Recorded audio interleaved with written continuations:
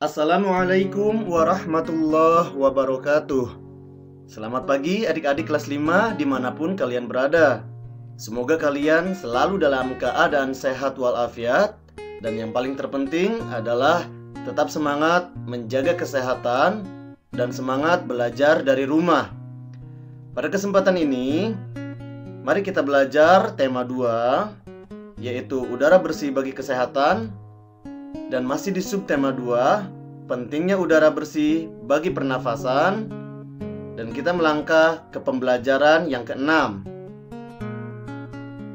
Kompetensi dasar pada muatan pelajaran PPKN di 3.2, memahami hak, kewajiban, tanggung jawab sebagai warga dalam kehidupan sehari-hari. Kemudian pada muatan pelajaran bahasa Indonesia di 3.2, mengklasifikasi informasi yang didapat dari buku ke dalam aspek apa, di mana, kapan, siapa, mengapa, dan bagaimana. Dan pada muatan pelajaran SBDP di 3.3, memahami pola lantai dalam tari kreasi daerah. Fokus belajar kita hari ini yaitu mengetahui hak, kewajiban, dan tanggung jawab sebagai peserta musyawarah. Kemudian mengidentifikasi informasi pada teks terkait dengan pertanyaan apa, siapa, di mana, mengapa, dan bagaimana. Lalu mengetahui unsur-unsur persiapan peragaan karya tari dengan properti. Sebelum kita melangkah ke materi pelajaran hari ini, coba perhatikan dulu gambar berikut ini. Sedang melakukan apa mereka? Dapatkah kamu menebak kegiatan yang mereka lakukan? Ya, mereka sedang bermusyawarah. Edo dan teman-teman sekelasnya bermusyawarah. Mereka membicarakan tentang rencana peragaan tari. Sebelum musyawarah dilakukan, mereka sepakat bahwa musyawarah akan dipimpin oleh Edo. Selain itu, mereka juga sepakat bahwa Siti sebagai penulis yang akan mencatat jalannya musyawarah dan mencatat hasil musyawarah. Apa yang dimaksud musyawarah? Apa yang harus kita lakukan sebagai peserta musyawarah? Nilai-nilai apa yang terkandung dalam kegiatan musyawarah? Ayo, bacalah uraian yang akan ditampilkan setelah ini. Nah, sekarang mari kita membaca teks bacaan ini bersama-sama dengan judul Mengambil Keputusan dengan Musyawarah. Setiap warga masyarakat mempunyai tanggung jawab ikut serta dalam mengambil keputusan bersama. Keputusan bersama adalah suatu keputusan yang sudah ditetapkan berdasarkan pertimbangan, pemikiran, dan pembahasan yang matang. Keputusan bersama haruslah mewakili kepentingan seluruh anggota atau seluruh peserta rapat.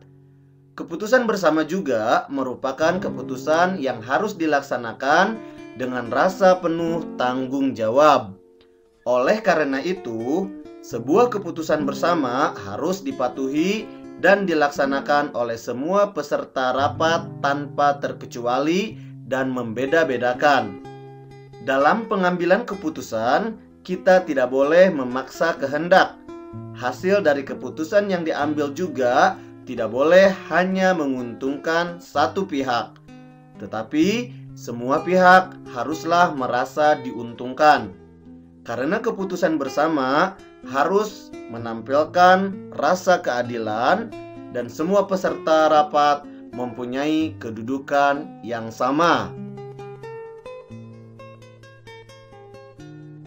Pengambilan keputusan haruslah didasarkan pada beberapa nilai penting agar semua pihak yang terlibat merasakan keadilan. Nilai yang mendasar tersebut diantaranya ialah: yang pertama, nilai kebersamaan. Pengambilan keputusan harus dilakukan secara bersama-sama, duduk dalam suatu tempat dengan tujuan yang sama demi kebaikan bersama. Walaupun setiap peserta rapat berasal dari latar belakang yang berbeda, namun harus tetap mendahulukan kepentingan umum dan mengesampingkan kepentingan pribadi. Kemudian yang kedua, nilai kebebasan mengemukakan pendapat. Bebas artinya tidak mendapat paksaan dari orang lain. Semua peserta rapat boleh mengutarakan pendapatnya. Pendapat yang diberikan harus logis dan masuk di akal, tidak menimbulkan perpecahan, sesuai dengan norma, dan tidak menyinggung perasaan orang lain. Yang ketiga, yaitu nilai menghargai pendapat orang lain. Setiap peserta rapat haruslah mendengarkan dan menghargai pendapat orang lain tanpa menyela orang yang sedang mengemukakan pendapat. Bila tidak setuju dengan pendapat yang dikemukakan peserta lain, boleh menanggapinya, tetapi dengan cara yang sopan agar tidak menimbulkan permasalahan. Dan yang keempat, nilai jiwa besar serta lapang dada melaksanakan hasil keputusan dengan rasa penuh tanggung jawab. Nilai bersama hak ialah seluruh peserta rapat diberi hak yang sama untuk mengemukakan pendapatnya. Mereka diberikan kebebasan untuk mengungkapkan ide atau gagasan.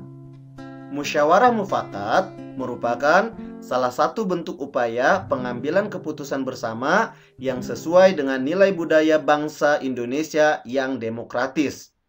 Musyawarah berarti membicarakan dan menyelesaikan bersama suatu persoalan dengan maksud untuk mencapai mufakat atau kesepakatan.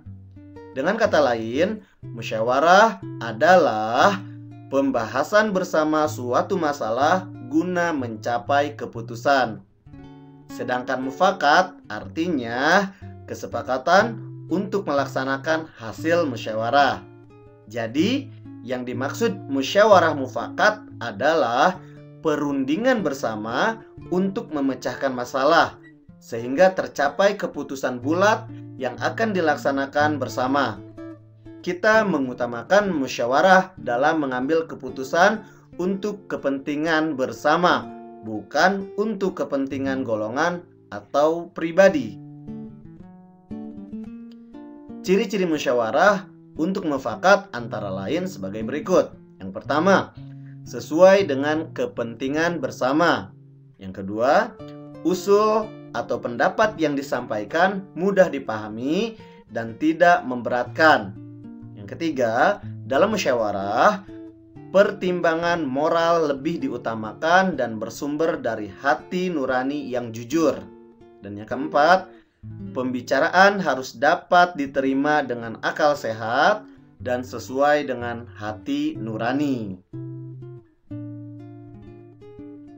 Nah, perlu kalian ketahui, ada beberapa cara untuk mengeluarkan pendapat saat kita sedang bermusyawarah. Yang pertama, mengacungkan tangan sebagai tanda izin bicara. Kedua, berbicara setelah dipersilahkan. Yang ketiga, kalau ada yang berbicara, menunggu sampai pembicaraannya selesai. Kemudian, yang terpenting bersikap sopan dan suara cukup jelas. Ada juga sikap dalam musyawarah yang perlu kamu miliki. Di antaranya yaitu menghargai dan menghormati pendapat orang lain. Kemudian tidak memaksakan kehendak kepada orang lain, tidak boleh mencela pendapat orang lain, dan tidak boleh memotong pembicaraan orang lain. Itu tidak sopan ya. Nah, tugas kalian hari ini adalah dari bacaan tentang musyawarah tadi, buatlah daftar pertanyaan dan jawaban menggunakan kata tanya apa, siapa, di mana, bagaimana, dan mengapa. Tuliskan dalam bentuk tabel seperti di bawah ini. Kemudian gunakan untuk bertanya jawab bersama anggota keluarga kamu di rumah. Tulis jawabanmu di buku tulis, lalu hasilnya foto dan unggah ke link yang sudah disiapkan. Selamat mencoba ya. Nah, pada BDR sebelumnya, kalian sudah menyaksikan beberapa tarian daerah yang menggunakan properti yang dibawakan oleh murid-murid kelas 5. Nah, agar kamu lebih tahu dan lebih memahami persiapan apa yang mereka lakukan sebelum memperagakan karya tarinya, mari kita baca teks berikut ini. Sebelum melaksanakan peragaan karya tari, ada beberapa hal yang harus kita persiapkan. Tujuan persiapan yaitu agar peragaan karya tari berhasil dengan baik dan pantas untuk ditampilkan di depan orang lain. Persiapan yang dilakukan sebagai berikut. Yang pertama, menentukan bentuk karya tari.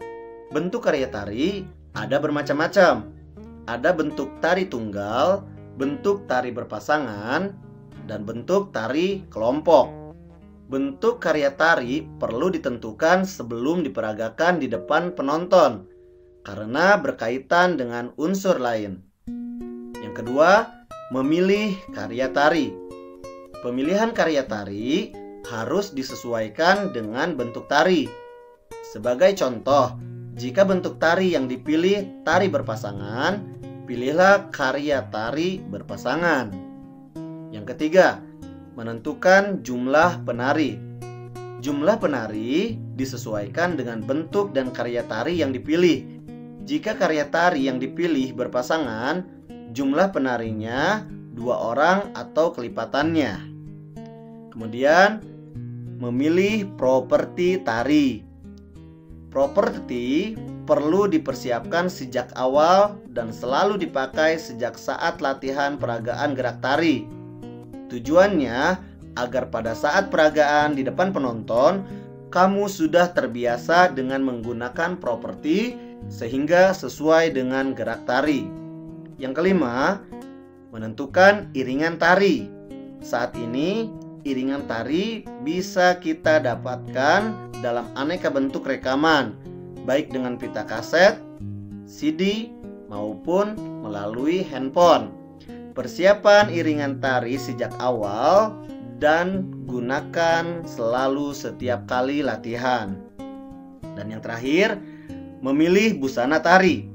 Setiap karya tari memerlukan busana yang berbeda. Busana tari harus sesuai dengan tema tari.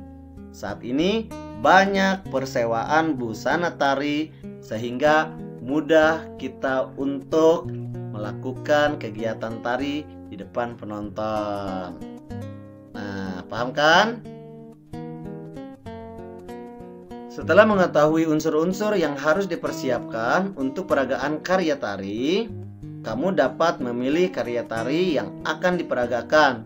Sekarang, isilah bagan berikut berkaitan dengan peragaan tari yang akan kamu lakukan pada BDR berikutnya. Buat bagannya seperti ini di buku tulismu, lalu hasilnya foto dan unggah ke link yang sudah disiapkan. Semangat terus ya!